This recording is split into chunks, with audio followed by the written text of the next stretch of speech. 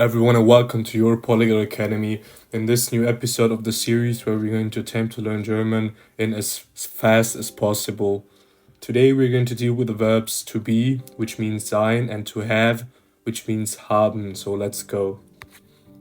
Here, you can see a table with the conjugation of the verb to be in German for the present simple.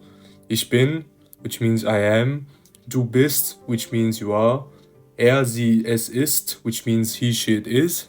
Wir sind means we are. Ihr seid means you are. And sie sind means they are. This verb is indeed irregular but very easy to memorize. Following on, you might also ask yourself in which situations we use the verb to be or the verb sein to talk about situations. As in English, sein can be used as a main verb in a sentence to identify people and objects such as name, nationality, profession, etc. Here you can see an example. Paul ist ein Lehrer, which means Paul is a teacher. And in this case, we are using the verb sein, in this case the third singular person ist, in order to describe a profession, in this case the fact that Paul is a teacher.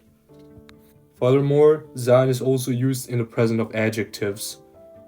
For instance, if we say that Sarah is hübsch, which means Sarah is pretty, we are using the verb sein, or in this case the third singular person, the third person singular, in order to accompany this adjective, and it is therefore used in the presence of the adjective hübsch, which means pretty. Sein can also be used to indicate time, date, and age, as in the following example. Es ist 12 Uhr means it's 12 o'clock. And in this case, we see how the verb sein indicates the time.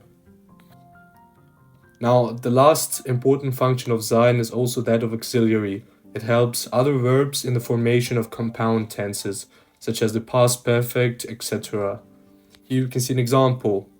Ich bin nach Hause gegangen means I went home, and in this case we can see how the verb sein, in this case the first singular person, bin, ich bin, helps the verb gegangen, which is the past participle form of the verb gehen, which means to go. And because of that, it builds a more complex sentence. Hence, it acts as an auxiliary. So we saw how we can use the sein in sentences, and here you can see all possible uses of this verb. Well, so you can test your knowledge. Here are 5 exercises that I prepared for you, and write please in the comments what you think are the right answers, and I will please you to stop this video and try and do these exercises, and I will respond to your comment and give you a direct feedback, so try to do them.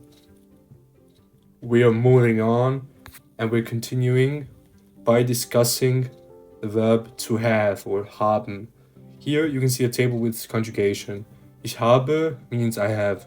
Du hast, you have. Sie, es hat. He, she, it has. Wir haben, we have. Ihr habt, you have. Sie haben, they have. This verb is also irregular, but it's also very easy to memorize, and I will please you to learn it because it's very important. Talking about the use of haben, normally while using this verb, we know that haben is used to indicate possession. And here you can see an example. Mein Bruder hat 4 Katzen, which means that my brother has 4 cats. By using the verb hat, or by using the present simple form of the verb haben, we are indicating that my brother in this case has a possession, and this possession is namely the 4 cats which he has.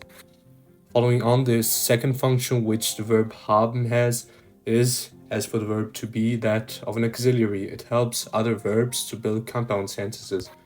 And you can see that with this example. Ich habe Probleme verursacht, which means I caused problems. In this case, you can see how the verb habe, which is a present simple from the verb haben, helps the other verb verursachen.